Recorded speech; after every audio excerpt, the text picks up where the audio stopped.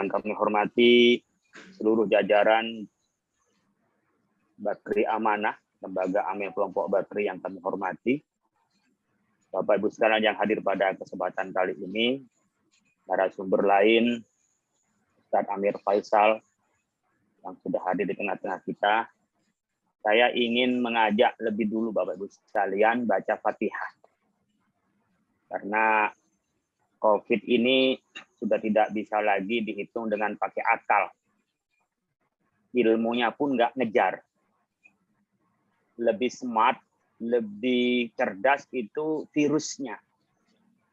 Daripada obat-obatannya, bahkan daripada vaksinnya. Jadi perubahannya dan polanya betul-betul cerdas. Kalau dulu pada awal abad 19 itu ada pandemi, itu memang dengan cara menyebar ke banyak orang sudah bisa sembuh. Tapi sekarang nyebar banyak orang, tambah banyak yang mematikan. Maka tinggal satu-satunya yang kita punya senjata adalah ad-du'a. Ya. Ad-du'a mukhul ibadah. Doa itu adalah inti dari ibadah kita. Ala hadihin niyah wa kulli niyatin salihah. Al-Fatihah. A'udzu billahi minasyaitonir rajim. Bismillahirrahmanirrahim. Alhamdulillahirabbil alamin arrahmanir rahim maliki yaumiddin. Iyyaka na'budu wa iyyaka nasta'in ihdinas siratal mustaqim. Siratal ladzina an'amta 'alaihim ghairil maghdubi 'alaihim waladdallin. Amin. Bapak Ibu sekalian, doa nanti bisa dipimpin oleh Ustadz Amir Faisal di akhir acara ini. Tapi dengan Fatihah ini saya ingin membuka segala hal yang bisa mendatangkan pertolongan Allah Subhanahu wa taala. Karena satu-satunya sekarang pegangan kita yang bisa menolak terhadap takdir Allah, yang bisa menolak terhadap kehendak Allah, itu hanya satu, doa. La yardul qada illa bidu'a. Tidak mungkin kita menolak sesuatu ke takdir Allah itu, qada Allah, kecuali dengan doa. Doa silahul mukmin. Doa itu adalah senjatanya orang mukmin. Jadi kita sebagai pasukannya itu berupaya dengan minum obat, sekarang digratiskan obatnya. Kemudian kita oksigen, sekarang dipenuhi kebutuhan oksigennya. Ya. Banyak hal yang kita sudah lakukan, tetapi ternyata makin mengganas dan kita seluruh dunia terbesar. Hari kemarin itu orang yang terjangkit COVID ini. Oleh karena itu kita doa ini penting untuk kita lakukan menyadarkan spiritual kita. Bapak Ibu sekalian, saya ini LC, lulusan COVID. Jadi minggu lalu baru selesai saya isoman. Alhamdulillah, ya Allah memberikan waktu saya untuk hidup di dunia ini, mudah-mudahan menjadi keberkahan dan tambah kebaikan. Nah, Bapak Ibu sekalian, yang banyak kita sekarang upayakan ini ada dua kutub yang sangat bertentangan. Yang pertama adalah orang yang sangat rasional, bahwa semua itu diupayakan oleh unsur manusiawi. Bagaimana perdebatan berjemur saja itu panjangnya nggak berhenti-berhenti. Apakah jemur jam 7, jemur jam 8, jemur jam 10, jemur jam 1.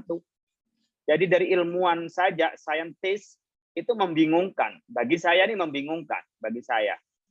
Apalagi bagi orang awam. Jadi itu baru persoalan perdebatan dari matahari, karena kita mendapatkan bahwa untuk imunitas kita, kebutuhan kita untuk menangkal COVID adalah butuh matahari di tropis seperti kita ini. Belum lagi perdebatan yang lainnya, seperti apalagi muncul seperti Dr. Lewis, itu kan tambah membingungkan. Yang bisa kita pegang adalah yang punya otoritas, pemerintah dan juga Persatuan Ikatan Dokter Indonesia tentunya otoritatif. Di sana orang-orang yang mendapat tanggung jawab untuk di bidangnya dan punya kewenangan sebagai pemerintah. Nah, ini orang yang kadang-kadang ada yang ekstrim. berpikir rasional, pakai masker nggak cukup 1 sampai 2, oke lah itu mengikuti -2. Ada yang pakai masker sampai 8, sampai 10. Kanan kiri saking takutnya. Ini orang yang berpikir bahwa sesuatu itu bisa ditangkal dengan secara rasional saja. Kebalikannya Bapak Ibu sekalian, kelompok namanya fatalism, yang tadi adalah rasionalism. Dalam bahasa Arab disebut dengan yang pertama qadariyah, orang yang mengandalkan rasionalitas. Yang kedua ini orang yang fatalism, qadariyah, yang menyerahkan hanya kepada Tuhan, kepada Allah. Sehingga dia tidak pakai masker, bahkan dalam hasil surveinya Prof. Hamdi Muluk, UI, ternyata kita masih 15% yang tidak percaya terhadap corona. Sudah banyak yang meninggal. Ulama lebih dari 600 yang meninggal. Pagi ini saya mendengarkan Pak Sugiharto wafat karena COVID. Ya. Kemarin-kemarin kiai-kiai kita wafat. Teman-teman kita baru kemarin wafat. Jadi Bapak Ibu sekalian sudah ada bukti seperti ini. Masih ada 15% dalam surveinya Hamdi Muluk itu yang tidak percaya dengan COVID. Akhirnya dia tidak berupaya apa-apa. COVID dari Allah, saya serahkan kepada Allah, nggak perlu apa-apa. Kedua kutub ini sama-sama tidak benar. Ya, terlalu takut berlebihan dan sangat rasional, dan semua dihitung dengan materialistik, itu juga tidak benar. Begitu juga semua hanya diukur dengan spiritual, hanya diukur dengan keabsahan, tidak benar. Yang benar gimana? Adalah firman Allah Subhanahu wa taala, wa kadzalika ja'alnakum ummatan wasata litakunu syuhada'a 'alan nas wa yakuna rasulu 'alaikum syahida. Kita menjadi ummatan wasata, berupaya sebaik mungkin, berupaya sepenuh mungkin, ikuti protokol kesehatan, tapi kita tahu ada di atas segalanya adalah kehendak Allah. Ana urid, anta turid, wallahu fa'alul lima yurid. Anda punya mau, saya punya mau. Anda punya keinginan, saya punya keinginan. Anda punya cita-cita, saya punya cita-cita. Anda punya upaya, saya juga punya upaya. Tetapi kehendak Allah itulah yang Maha Kuasa, yang menakdirkan pada kita semua. Makanya disebutkan dalam hadis pada saat Siti Aisyah radhiyallahu anha bertanya pada Rasulullah, bagaimana dengan wabah taun ya Rasul? Mungkin sekarang corona ini, bagaimana ya Rasul? Bagi orang mukmin itu rahmat. Kok bisa jadi rahmat bagi orang mukmin? Karena bagi orang mukmin, orang yang mati karena COVID itu matinya mati syahid akhirat. Jadi sudah pasti membawa iman dan Islam. Mungkin kita nggak tega dikuburinya, tidak seperti halnya yang biasa. Itu perasaan keagamaan. Tapi ajaran agama mengajarkan kepada kita bahwa orang yang mati karena wafat karena COVID ini adalah syahid akhirah. Di kita mungkin kita sedih, tapi dia bahagia. Rahmat. Kita sekarang nggak usah berjuang kemana-mana, cukup di rumah sudah membela diri kita dan menjaga orang lain. Itu dengan di rumah. Itu rahmat. Bagi orang mukmin yang iman, gimana bisa kita implementasi seperti itu? Kalau ada husnudzon. Husnudzon kepada Allah, berbaik sangka kepada Allah. Itu kuncinya. Kalau tidak berbaik sangka kepada Allah, pasti sedih.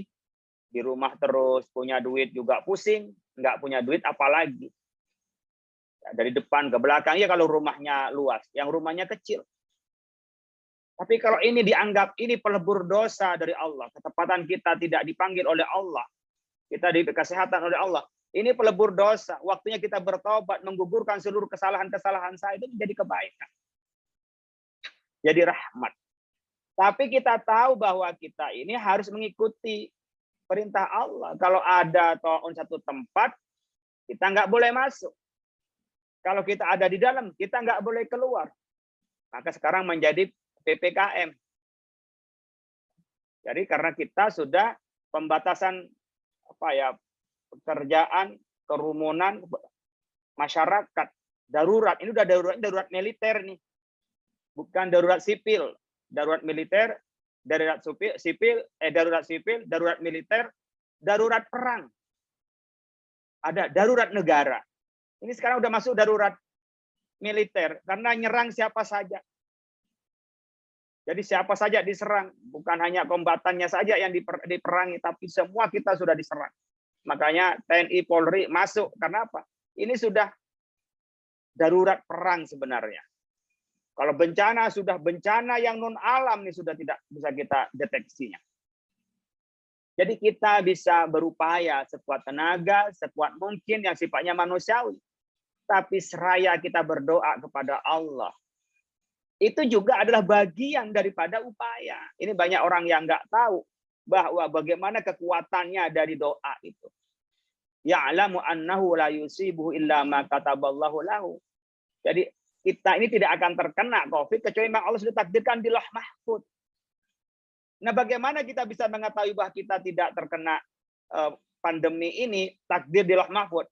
Dengan cara kita melihat bagaimana kita ini mentaati protokol kesehatan, menjaga dari kerumunan, menjaga kebersihan. Itu tanda-tanda terhadap takdir Allah. Jadi Allah itu memenuhi takdirnya kepada manusia dilihat dari tanda-tandanya. Apa tanda-tandanya? Perbuatan kita. Tanda-tanda kita masuk surga, itu adalah kebaikan kita. Hidupnya baik, hidupnya beriman kepada Allah. Itu tanda-tanda. Apakah amalnya memasukkan surga? Bukan amal kita. Apa yang masukkan surga? Bifadlillah, keutamaan Allah. Tapi keutamaan Allah akan turun pada kekasih Allah. Siapa kekasih Allah? Orang yang taat kepada Allah. Karena kekasihnya Allah berikanlah surga itu. Banyak orang yang materialistik bahwa dengan bekerja gini, sedekah di sini, udah pasti masuk surga. Belum tentu. Dari apa yang masukkan surga? Keutamaan Allah. Tapi kalau orang berbuat baik aja belum tentu masuk surga, tergantung keutamaan Allah. Apalagi yang tidak berbuat baik. Ini Bapak Ibu sekalian, adanya pandemi ini menjadi rahmat kepada kita. Kita menjadi cerdas. Ini mungkin yang tidak kebayang kok bisa jadi rahmat, kita nggak kemana-mana kok jadi rahmat, ekonomi turun kok jadi rahmat. Allah menghendaki ada yang lebih besar daripada materi. Apa itu besar dari materi? Adalah iman kita kepada Allah. Lebih besar daripada materi. Sekarang kalau kita sudah sakit, apa yang kita harapkan? Kecuali sehat. Suruh bayar berapapun, kita akan bayar asalkan bisa sehat. Berarti materi bukan nikmat yang paling tinggi. Nikmat yang paling tinggi adalah iman dan Islam. Tetapnya iman karena kita hidup di dunia hanya sebentar. Bayangin saya perasaan baru kemarin dia lulus S1. Sudah 20 tahun saya itu ternyata lulus. 25 tahun saya lulus S1. Bisa bayar, sudah 20 tahun, maaf. 20 tahun saya selesai S1. Kayak baru kemarin. Udah sekarang 46.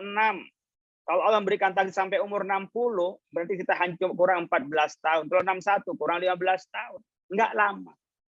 Oleh karena itu nikmat yang paling besar Allah berikan adalah iman dan Islam, karena ini akan membawa keabadian kita. Yang akan kita menjadi bekal untuk hidup selamanya. Khalidina fiha. Apakah fiha itu finnar atau fiha fil jannah? Kita akan kekal di neraka atau di neraka sebentar, tapi kekalnya di sorga. Atau dari awal dari sorga, lalu kekal di sorga. Iman. Baru nikmat berikutnya adalah sehat. Sehat itu nikmat. Makanya Rasulullah SAW itu nggak pernah berdoa minta jadi orang kaya semata. Tapi juga pasti ada doanya yang paling sering disebut adalah doa sehat.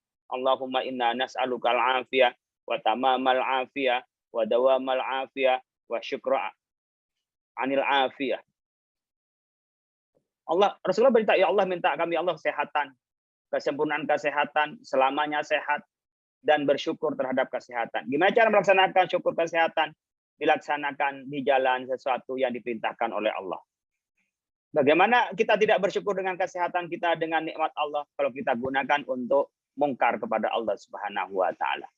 Jadi doanya Nabi Muhammad adalah sehat. Kalau udah sehat, materi apapun menjadi enak, makanan apapun menjadi nyaman, kondisi apapun menjadi nyaman, itu dengan sehat.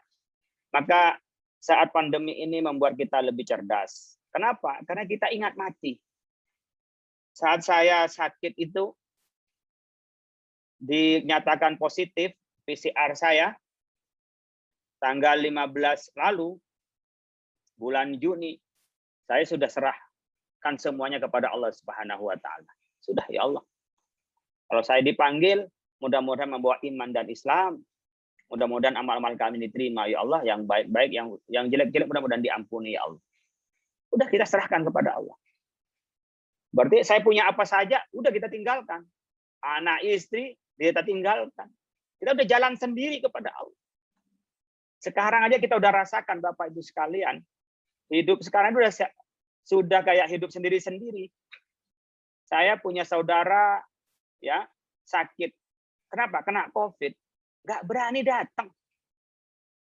Bahkan sekarang ini yang menjadi tradisi saya tempat istri saya dan istri Ustaz Amir Faisal itu berdekatan. Kemarin itu lagi rame-ramenya, merah-merahnya di buncit itu. Saudaranya nempel ini, orang Betawi nempel, ya wafat, nggak berani datang. Saya bayangin. Kalau dulu betapa jeleknya orang kalau ada yang meninggal tidak datang. Ya, paman saya meninggal di Madura, saya pulang dan ditunggu dikuburkannya sampai saya datang. Sekarang tetangga kanan, tetangga kiri, tetangga sana meninggal, sudah kita tidak lagi datang. Sakit, nggak ada yang nyambangin. Paling WA-an. Takut sekarang. Jadi Allah membalikkan semuanya. Ya muqallibal qulub. Hati diubah oleh Allah. Ya muqallibal kaun. Yang mengubah keadaan, Allah mengubah segalanya. Yang dulu tabu sekarang menjadi biasa. Yang dulu biasa sekarang jadi tabu. Nggak ada orang salaman lagi. Kita bangun masjid yang besar-besar. Kita menjadi melarang orang masuk masjid. Ini benar-benar diubah semuanya. Dan kita kembalikan bahwa iman itu di dalam hati kita. Di dalam kesendirian kita. Di dalam kondisi diri kita. Bukan terpengaruh dari pihak luar. Dan kita jadi cerdas karena kita ingat mati. Itulah setiap saat kita dengar kematian. WA itu kalau sudah ada player gitu. Kayak pengumuman seperti pengajian sekarang. Ada foto saya, ada foto Ustaz Amir Faisal. Orang nganggap nggak ini jangan-jangan ini orang yang meninggal dua-duanya. Jadi kalau udah masuk player itu sekarang bukan acara, tapi ini jangan-jangan pengumuman innalillahi wa inna ilaihi raji'un. Benar. Jadi kita bawaannya dulu kalau player pengajian, kegiatan, seminar itu dulu. Sekarang ketika ada flyer, lihat aja di atasnya kalau innalillahi wa inna ilaihi raji'un berarti dia orang yang meninggal, bisa 2, bisa 3, bisa bayangin ya. Kayak Abdullah Syafi'i itu wafat, besoknya mantunya wafat. Bisa bayangin Bapak Ibu sekalian. Dan inilah Rasulullah mengatakan pada saat ditanya oleh sahabat siapa yang paling cerdas ya Rasul? Aktsaruhum dzikran lil mauti, yang paling banyak ingat mati. Itu rahmat dari Allah. Jadi kita ingat mati, mikir kebaikan kita. Ya, tadi ada pengumuman kurban, ayo berkorban. Oh, ada tetangga yang butuh, berikan karena yang kita punya itulah yang kita berikan pada orang lain, dan yang diberikan pada orang lain itulah tabungan akhirat kita, bukan tabungan di bank. Tabungan di bank bukan punya kita, punya ahli waris. Mungkin juga ahli waris itu bisa bertengkar gara-gara warisan kita, dan kita juga tidak mendapatkan apa-apa. Yang mendapatkan apa-apa adalah sedekah kita, wakaf kita, infak kita. Mari kita keluarkan. Allah mengingatkan bahwa yang dibawa mati adalah sedekah kita. Fa'as-saddaqa. Bukan yang di buku tabungan. Inilah rahmat. Bagi orang mukmin memaknai sesuatu menjadi kebaikan. Karena apa? Husnudzon, disikapi dengan baik, dan menjadi pendekatkan diri kepada Allah Subhanahu wa taala. Terakhir saya ingin mengutip hadis Rasulullah sallallahu alaihi wasallam, ajaban li amril mu'min anna amrahu kullahu khair. In asabathu sarra syakara, in asahu dharra sabara. Heran bagi orang mukmin apapun yang terjadi jadi kebaikan. Bukan keluh kesah, bukan marah-marah, tapi jadi kebaikan. Ya, itu bagi sikap orang mukmin.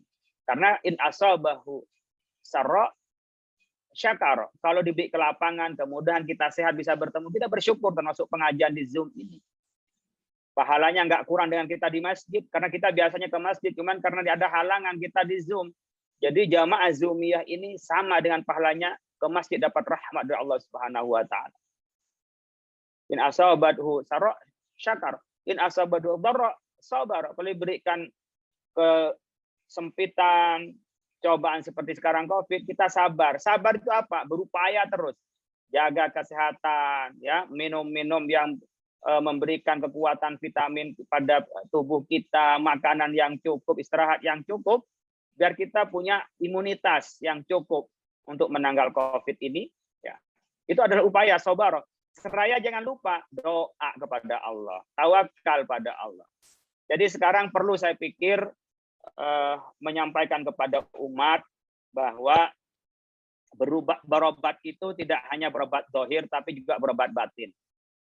Kalau kita sudah serahkan kepada Allah, kita lepaskan, itu membuat kita lebih nyaman. Saya berharap Amanah Bakri ini bikin sementara biro konsultasi.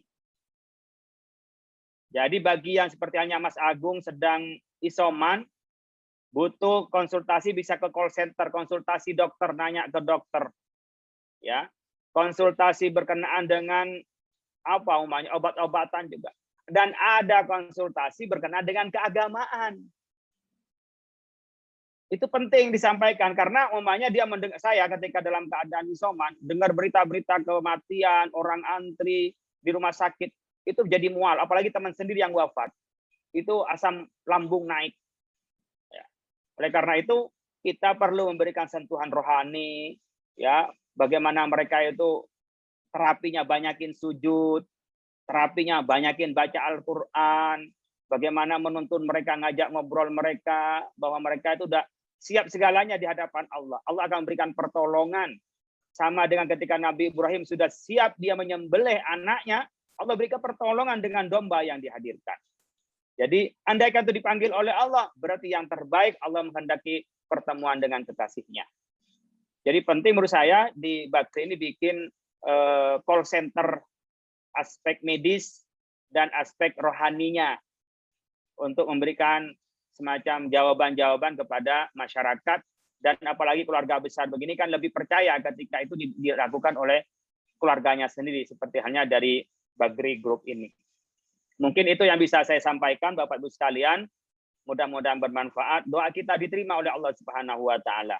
Amin. Yang sakit diberi kesembuhan oleh Allah Subhanahu wa taala, yang wafat husnul khotimah diampuni, dosa-dosa diterima amal-amal baiknya, dan mudah-mudahan kita terus oleh Allah Subhanahu wa taala diberi kesempatan untuk melakukan yang terbaik. Kurang lebihnya mohon maaf. Wallahu muwaffiq ila aqwamit thoriq. Wassalamualaikum warahmatullahi wabarakatuh.